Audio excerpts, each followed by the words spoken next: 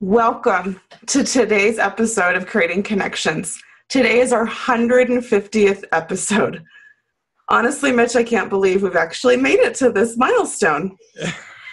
I don't think either one of us had any idea what this was going to become, the people we'd get to talk to, the conversations that we would have, the connections that we would make when we first started the Creating Connections podcast nearly 3 years ago.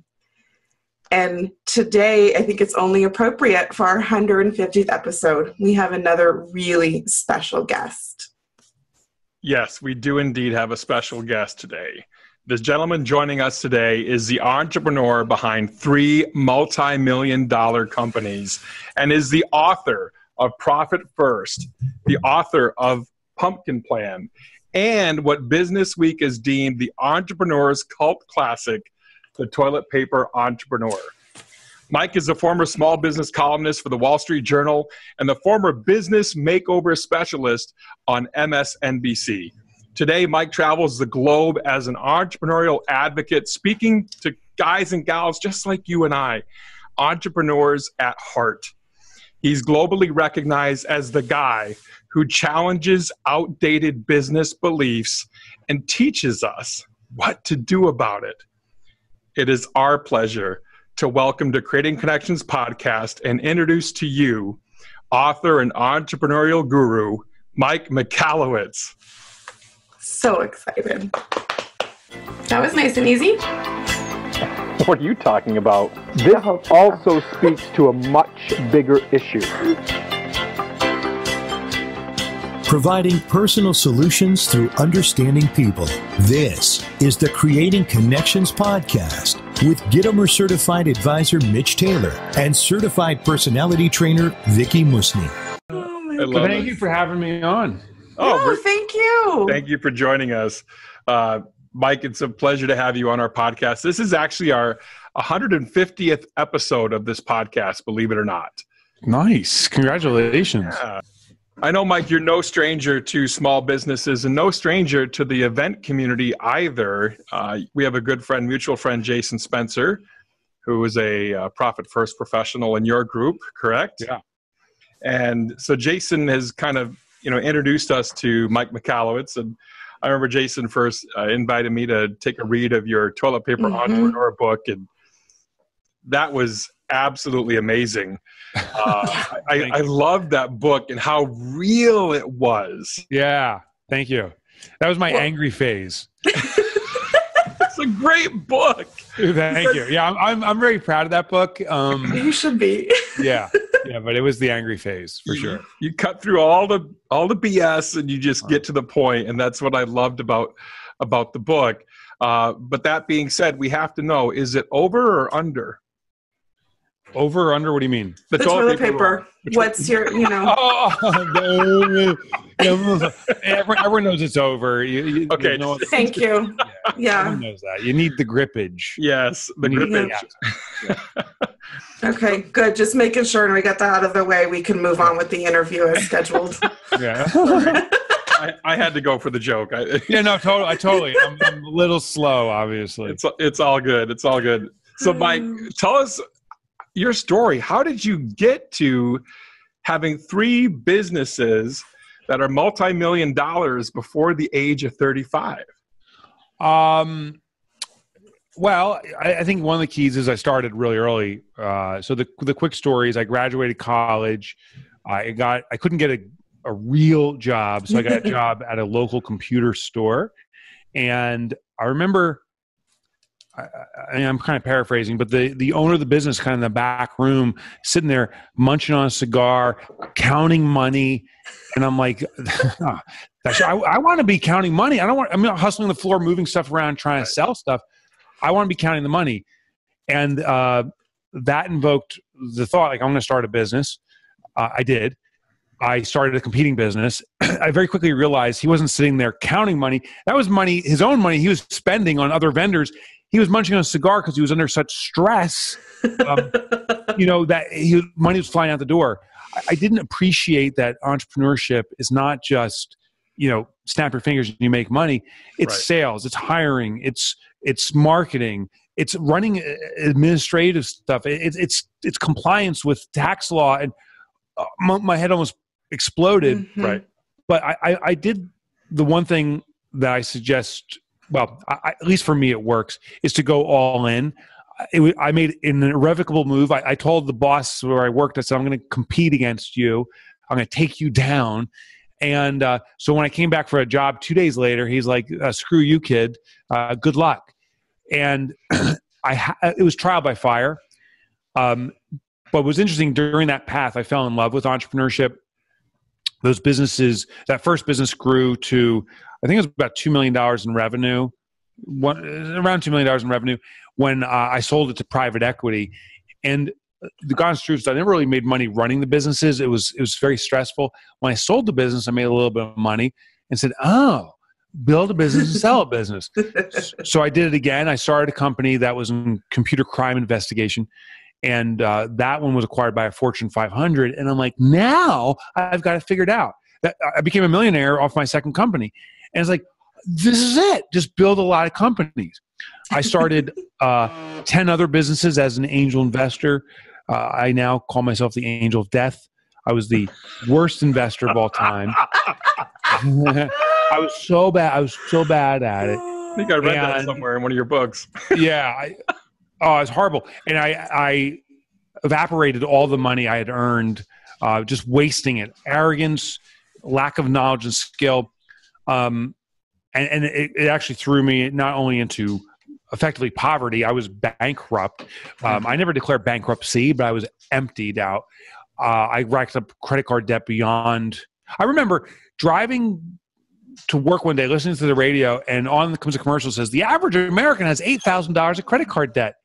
I had like $50,000, and I'm like, I've never so badly wanted to be average. And just the stress and the fear that it came about and the depression that it brought about for me.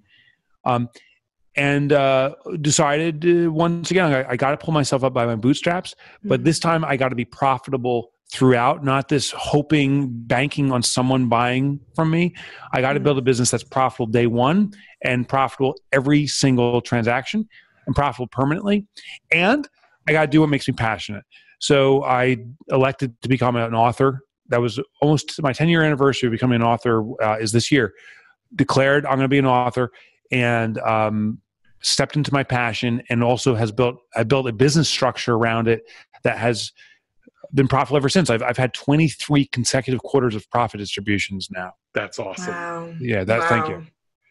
That's awesome. What an inspiring story. I have a super quick question. The cigar guy, the guy that Anthony, you said you're going to go up against, Anthony, who you said, I'm taking you down. 2 days later, you came in to get your job back. He kicked you on the street. Yeah.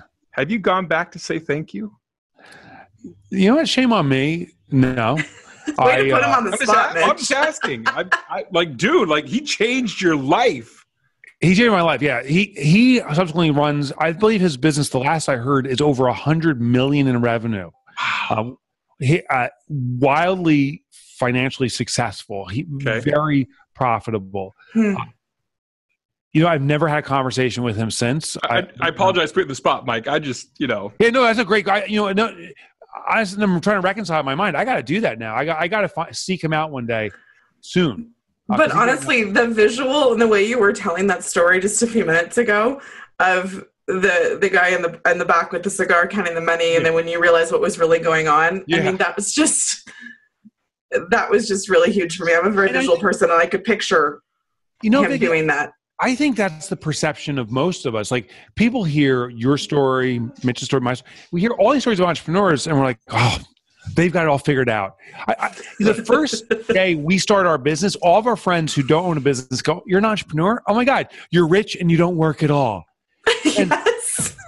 So there's this total misconception. And it's a shame because all these magazines like Fortune magazine, Inc. magazine, Fast Company, the cover is, Mark Zuckerberg, billionaire at age 27, Elon Musk, genius billionaire. And the perception is that's the real reality of entrepreneurship.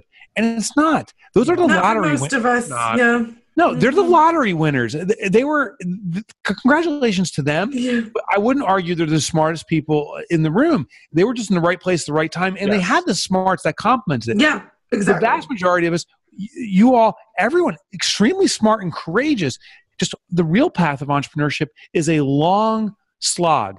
And therefore, I believe we need to do what we're passionate about, because that will give us energy and excitement regardless of the financial outcome in the short term. If we're energized by our passion, the financial outcome in the long term, I believe, is very promising. Yeah. When my husband and I first decided to take our event business full time, it was kind of pushed upon us because he was let go of his day job.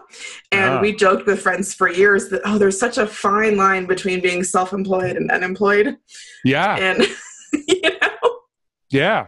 There really was. Like, you go to a bank and you need to get a business loan or stuff. They say, "Oh, is this your business?" Meaning, you need a personal loan. You're too risky. And I used to get so angry at them. I'm like, no. But the reality is, most small businesses statistically fail. So it is a courageous thing to become an entrepreneur, and it takes a lot of just stick-to-itness. Yeah. Well, and then to see you take all of those experiences and decide to become an author, I mean, what a blessing that is for us that you're willing to take that risk. I'm looking over your shoulder and I love just the visual in the background of all of the resources. And so I have to ask you of the books that you wrote. I mean, I see 5, but there's really 4, right? There's the 2 versions of Profit First. And I love the piggy bank one. I'm really partial to the piggy bank cover because that's the one that I have upstairs in my bedroom, actually. Yeah. But of the 4 books, Mike, do you have a favorite? I do. It's The Pumpkin Plan. Yeah. It was the most joy to write it. And I just think that was the best of my writing style.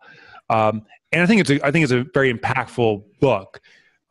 Profit First, I'm most proud of its impact. Profit First is for me, it's the 800-pound gorilla. Most people, if they're aware of me, most people aren't, by the way, but if they are aware of me, they're going to be aware of Profit First. And my hope is that Profit First, A, serves their business, B, turns them on to the other stuff I've done too. Nice. So for those that maybe aren't as familiar, can you give a really brief summary of each one so people know what they're getting into when they go and order them? Yeah. So we'll go book by book. So if my finger's in the right spot, there's Toilet Paper Entrepreneur. Toilet Paper Entrepreneur was my first book. I was telling Mitch, I don't know if that was going to be broadcast or off air, but that was my angry phase, my first book. But also, there it is. I can't hold it up because I listened to that one on the audio version of it. So, yeah. all the books I read myself. I love that. I do. Thank you. And I read them in a different style. Like I don't just do straight reads. I kind of riff off them and share stories. But I still love knowing that it's your voice. I love that when an author is reading their own book, I feel a deeper connection to them. Like we've worked out together. Like you've been to my gym because you're in my ear. You know what I like about authors reading their own books is they know how to inflect. They know what they were saying, so therefore you know what you meant. These professional reads, their voices are perfect, but they're robotic. Sorry. So tell us briefly about. All right. So Toilet Paper Entrepreneur was the common roadblocks to starting business. This is the entrepreneur's startup guide. I found is most people think we need some cash. It takes money to make money. We need education. You have to have experience in your market. We need resources and contacts, people we're going to sell to. And I found all these things that we think we need to have actually work against us. It's the lack of all those items that actually bring about innovation, industry rule-breaking strategies. So Toilet Paper Entrepreneur is an analogy of toilet paper. When you have 3 sheets, you're very successful. And you never hear anyone complain about it. We find a way to navigate through it. In business, it's the lack of resources that structure us or position us for the greatest success. So then I talk about how to leverage it. Pumpkin Plan was my follow-up book. It is my favorite stylistically, just because I really dove into storytelling, my favorite thing to do. But what I discovered, my readers that discovered Toilet Paper Entrepreneur said, I got my business started. I need to grow, and I need to grow organically. I don't have tons of money. I don't have any money. How do I grow healthily and organically? So the Pumpkin Plan is a strategy I derived from pumpkin farmers, colossal pumpkin farmers, learned how they grow a colossal pumpkin organically and healthily, and translated that to business. And it's uncanny the exact same procedure or process is used to grow colossal businesses. And I share stories of many businesses that have grown colossally using this method, and of course outline the step-by-step method. Surge is my sleeper book, aka no one's buying it. And okay, except for Mitch. I love this book, but I stepped into an area that was new for me. The first two books is very formulaic. Do this, do that, do this, do that. Surge is theoretical. I talked about the concept of shifting markets, that the fastest way for a business to grow is to position yourself in front of market momentum. And as that wave of momentum comes, it actually carries you. You don't have to know how to Facebook advertise. You don't need to know how to do traditional advertising. You don't need to know anything. As long as you have an offering that's in front of a massive market momentum, it grows your business massively. It's the exact strategy I used in my current business. I've put my business, it's called Profit First Professionals. It uses the Profit First method, but I figured out, my colleague and I figured out that accountants and bookkeepers are going through a massive change. As they're shifting, we've put an offering in front of them, what they need, and now they're carrying us. We don't advertise much at all. We do a little bit, but the market is carrying us. That's what Surge is about, catching the momentum of markets, but it's more theoretical. I actually love the book. I get upset that it's not moving the way it should, because I think it can serve a lot of people. Seeing the trends and riding the wave, right? Yes, spotting the trends in micro markets is the key. And then Profit First is the concept of profitability. The essence is this. 83% of businesses, there was the original book, 83% of businesses, small businesses in the globe, are not profitable. They're surviving check by check. My life's purpose, my mission is to eradicate entrepreneurial poverty. I try to do it in regards to time and effort. This one, I hit the nail on the head with money. There's all these different forms of poverty, but money's the big one for entrepreneurs. How do you make your business permanently profitable today? And the essence of this is real simple. Profit is not the bottom line, meaning it doesn't come last. It's not the year end. Profit is the top line. It's the most important thing. So starting today, every time we have a sale, we immediately take a predetermined percentage as profit, allocate it, hide it away from ourselves, and run our business off the remainder. It's the pay yourself first principle applied to business. I can't thank you enough for Profit First. I followed. Thank you. I followed Dave Ramsey, Financial Peace University. Yes. Never could quite try to figure out, how do I put that into my business? You just nailed it on the head for me. Thank you. Thank you to Jason Spencer for turning me on to you. I can't thank you enough. Thank you. No, and as a business partner, I see the change in Mitch over the last several years. 2 years that you've been doing Profit First. Yeah. And where he'll call me, he's like, hey, it's the end of the quarter or the beginning of the quarter, and I just got my profit distribution, and I'm like, wow, that's, it's a big change. I was studying public companies because I'm not necessarily a fan of public companies. I'm a fan that they all started like we did. They had their small business. Right. Hewlett Packard started out of a garage. Apple started out of a garage, and they grew to their size. One of probably arguably the most important component of that kind of growth and success is fiscal discipline. You cannot achieve a size of 10,000 employees without mastering the cash flow component. One of the rules, probably the golden rule of all public companies, is reward the shareholders.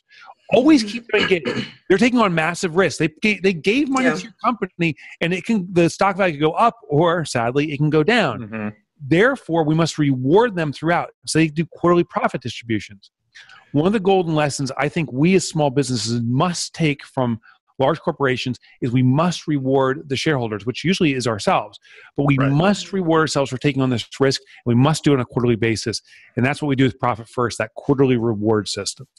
And Mike, one of the things I've noticed in the events industry, because that's our audience, you're creating connections for event pros.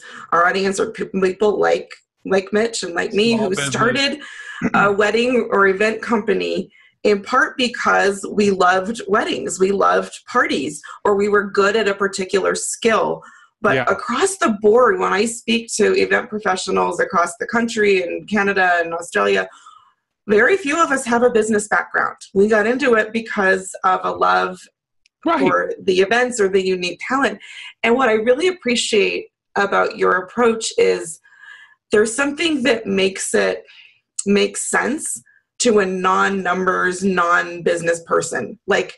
at some point, and Mitch and I talk about this as a personality trainer, I have to say, yes, I'm not good at this naturally, but at some point I can't hide behind that excuse and I have to find a way to figure it out. And the way you break things down, it makes sense, even to someone like me. Thank you for saying that. I'm not good with numbers, and I believe most people aren't good with numbers because the numbers we think we need to be good at are what the accountant says. Take this, divide that, figure out this, the metric that translates this. What's the percentage? What's your inventory turn? What's your operating cash ratio? And it's like, what? With Profit First, the simple thing is, can you look at a number and then make a determination based upon what you see there? Yeah. Is there enough to spend or not enough to spend? Literally that simple. And I think we're all good enough with numbers. I think we're all great with numbers at that level. And therefore, Profit First performs at that level. The other thing I found about people is, at least this is how I am. When my accountant says, know all these different numbers and percentages and different sheets, I have to divert from the business at hand, look over here, and then get into something that I'm not interested in, complicated. What we do with Profit First is your focus is here. We don't take your focus off of it. Most entrepreneurs log into their bank account, they hop on their phone, check what their balance is. Well, if that's what we do, let's not try to change ourselves and say, no banking, let's go here. No. If we naturally log into the bank account, let's keep doing that. So Profit First intercepts our natural path. You can't avoid it because you log into your bank account anyway.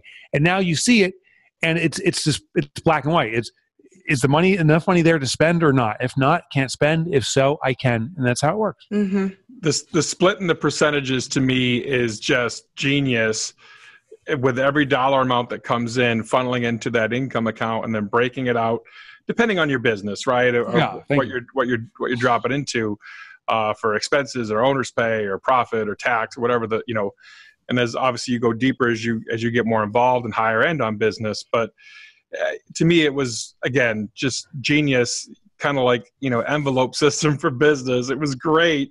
Yeah, I think it's especially attainable for those of us that were doing the envelope system in our personal lives. Yeah, it's easy to make the mental switch.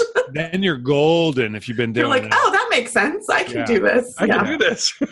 Even if you haven't been doing it, a lot of entrepreneurs that come on board have no idea what the envelope system is. Yeah, sure. What they do is I encourage people to start very slowly. So I call it the foundational 5. There's 5 foundational accounts in Profit First, and I explain that in the book. But what I tell people is, don't even worry about starting off 5. Let's just start with 1 account. Starting today, and anyone can do it watching the show right now, allocate or set up 1 account, and we'll call it Profit, make it a savings account at your current bank. It takes 10 minutes. Then allocate 1% of your income. And the magic here is every time income comes in, you take 1% and put into profit. It's such a small amount that it won't have any impact on the flow of your business. Because if you can run your business off, say, a $5,000 deposit, you can run your business off a $4,950 deposit, only moving $50 for profit. So the business isn't negatively affected. But what happens is you start seeing this small amount of money over time keep on accumulating. And it's literally cash for you. So you don't get rich overnight, but you do get very rich in confidence. And that's when people start going more into the system. They say, let me try 2 or 3% in profit. Let me try introducing another account to pay myself a regular salary. And they start building into the system. Maybe it takes 4 or 5 or maybe even 6 months to roll out the full Profit at First system, but you've proven it to yourself because you've taken that first small step. Yeah, and that's the key, proving it to yourself that it can be done. And it's a proven system. I highly encourage you, if you're watching this, listening to us with Mike today, please go get his book and do yourself a favor. And I love the phrase you just used, which you're not using this for marketing. You totally should, Mike. Cash for you. Cash for you. Oh, yeah, I should. Yeah. Said. I mean, that's exactly what it is. It's cash for you. Appeals to the same thing that we as parents use to motivate our children. And, we need a reward. And as adults, the rewards might look different than they did when we were kids, but there's still something innate in us that we want to be rewarded. And you provide a way for people to set things up so they have continued ongoing motivation. And as entrepreneurs, when you have to be your own motivation sometimes, you don't have someone saying, hey, let me help you reach this goal. You have to be doing that. This is just another way to make that work. We do need to reward ourselves. what's a shame is in the traditional accounting arena, I remember meeting with my accountant one day and he pulled out the income statement at the end of this year. He circled the bottom, he had a big red marker, and he circled, hey, a profit. It was like $15,000. And he looked at me and said, hey, congratulations, you had some few tough years. You had a profit this year. And I remember my heart going to flutter. I'm like, yeah, profit. And then I said, where is the profit? Yeah. And he responded that way. He starts laughing. He goes, it's not a cash profit. You already spent the money. It's an accounting profit. You don't have it. And I was like, what the F? You make a profit and it doesn't even exist. It's vaporware. Like, right. Yeah, it's gone.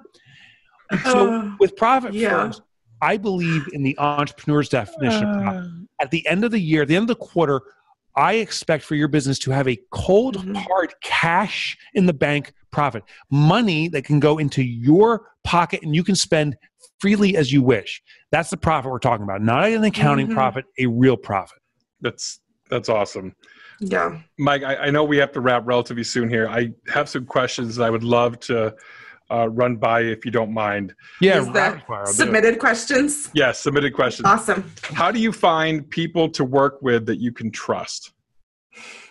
My employees I would die for, and I think that's the lesson here, is I think trust begets trust. I bring on people and I trust them. I put them in a position of trust and I emphatically trust them. They in turn build trust for me and the relationship blossoms. I think I need to take the first step in building that trust. Now, have I been burned before? Yeah. Have I been burned often? No. So no. That's the next question. What do you do when you find out that you can't trust them? Oh, well, then we're not a fit. If I can't trust them because I didn't afford them trust, I wasn't trusting them, I'm actually the problem. But if I build a relationship of trust and they compromise that, then the relationship needs to be terminated. One thing that I think is a strong foundation is a cultural fit. We actually just are hiring a new employee. She starts Monday. And what we do is we seek for cultural fit. Is she part of the family or not? And most people aren't. We're kind of weird here. Literally, the first day you show up, you will be shot by a dart gun. It's guaranteed. And can you imagine walking into your first day at GE in your brand new suit and someone shoots you? I mean, you're not gonna. That's not a cultural fit at GE. My dad worked for GE for 35 years. No ass shootings at GE. But here, it's guaranteed you're gonna get shot. Just the environment here is a certain way, but that's who we are. And so, we look for people who's a cultural fit, because if they get it, they will get us and we will get them. We look for people with the right attitude, energy, drive. We look for everything. The only thing we really don't care about is people's skill set, because we know if you have the right attitude, the right energy, the right drive, we can give you the skill set. We can't give you any of the other stuff. It's really hard to teach attitude. Intangibles, yeah. Yeah, I know. I have 4 children. It's really hard to teach attitude. You have the attitude or you don't. Yeah. Another young entrepreneur, a guy that I've seen grow. He's literally, late teens here. He wants to know, what advice would you give a young person like himself just starting out to get to your level of success? Oh, that's actually goes hand in hand with my question, was what do you know now that you wish you would have known 20 years ago? Yeah, so this may only be for me, but I think it may be for others too. It is all about purpose, and purpose supersedes passion. Passion is what gets us excited. Purpose is what is calling us. So I'm very clear. My life's purpose is to eradicate entrepreneurial poverty, and every book I'm writing, everything I'm doing is to eradicate entrepreneurial poverty. It wakes me up in the morning. It drives me through the night. It gives me energy as I do it. Here's the key. I think most of us don't know what our purpose is, and we never really sought it out. If you don't know what your purpose is to seek out your purpose. And I'll tell you how to do it. Experiment, play around, explore life. Do what makes you fearful. Try businesses, and if it's okay if they fail, learn from it. But don't just say, well, I guess my purpose has to be, and just randomly pick something. Let it evolve over time. I'm 46 now. I really came into tune with it when I was 35. I really started seeking for it aggressively when I was about 30. So it took me about 5 years of, I think I found it. Oh, no, that wasn't it. Oh, no. And now when I hit about 35, I was like, this is it. And that is only formed stronger and stronger. It's like an oak tree. It's just building stronger and stronger roots. And for me, for now, I know this is it. But maybe one day I'll wake up and say no longer, or it's changed. But I think all of us need to seek out a purpose. And that's the biggest driver of success, because I feel unstoppable. I have competitors spring up all the time. And they're gunning for the same clients I am. I'm wishing them great success. If they're on the same mission I am, I want them to succeed. We can do this together. But it doesn't faze me anymore. I don't see them as competition. It's just, I'm just doing the best of who I am, and it's been very rewarding. What do you know now that you wish you knew 20 years ago? I question if it's anything, because I don't know if I learned it. I love being an author. I love it. Here, maybe this is one thing. The naysayers.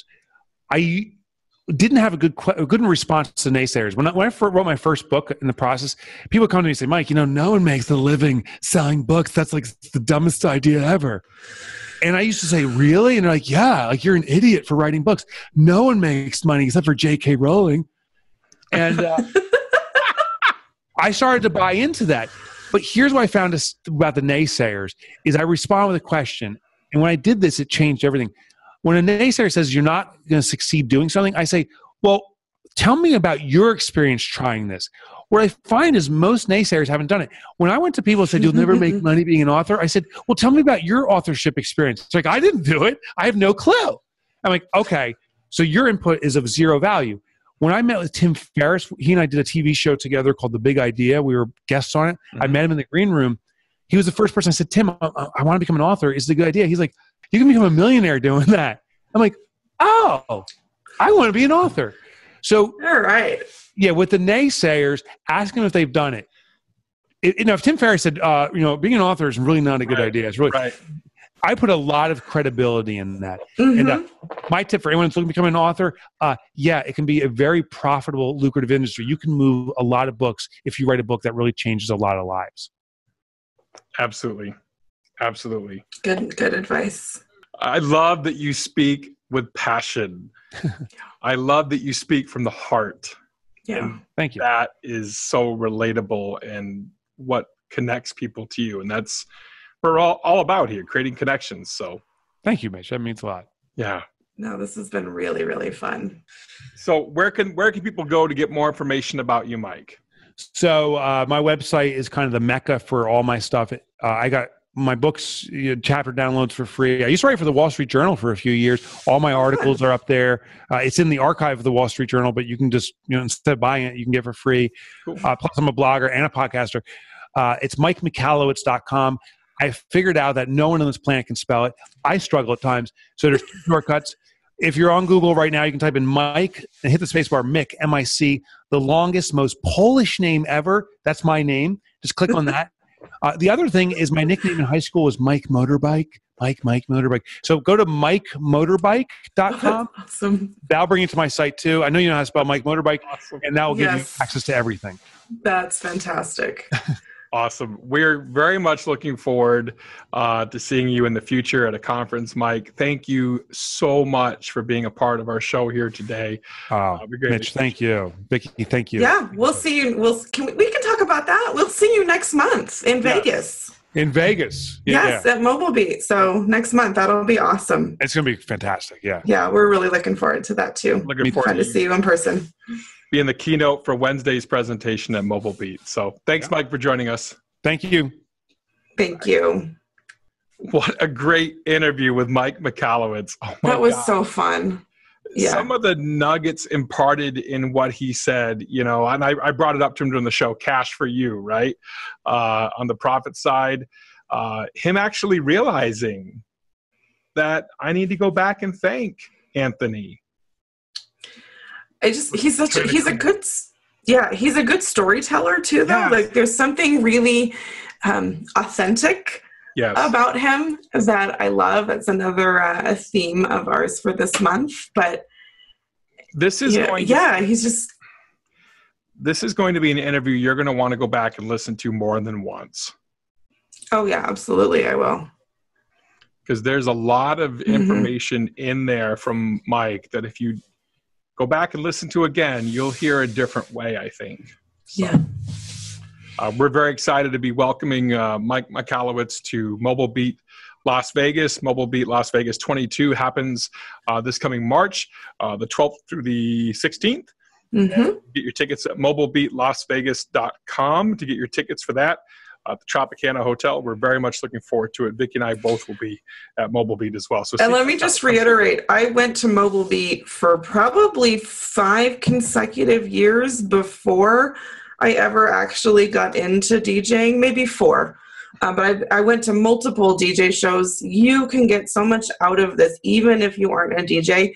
The business content, I mean, come for Mike's presentation alone, you will get your money's worth, and everything else will be bonus. So if you're watching this and you're another event pro that's not a DJ or MC, don't write off this show as irrelevant to you. It is fantastic.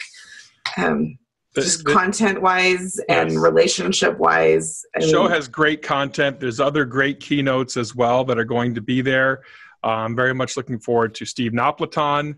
Another past guest on our show. On our show. Stevie Ray is presenting at Mobile Beat Las Vegas this year. Very much looking forward to seeing Stevie Ray again. And then Doug Sandler, another past guest of ours, ironically enough, is speaking at Mobile Beat Las Vegas as well. So, yeah, it's a great show. I've been an attendee of Mobile Beat shows off and on since 2000 and every year since 2007 for the Mobile Beat Las Vegas show. And I can't encourage you enough to get your tickets, be there. Great networking, great sharing, great learning. All right. Thanks so much for watching Creating Connections podcast. I'm Mitch. And I'm Vickie. We provide personal solutions through understanding people. We'll see you next time. Have a great week. Thank you for listening to the Creating Connections podcast with Gittimer Certified Advisor Mitch Taylor and Certified Personality Trainer Vickie Musni. For more information on providing personal solutions through understanding people better, visit creatingconnections.biz.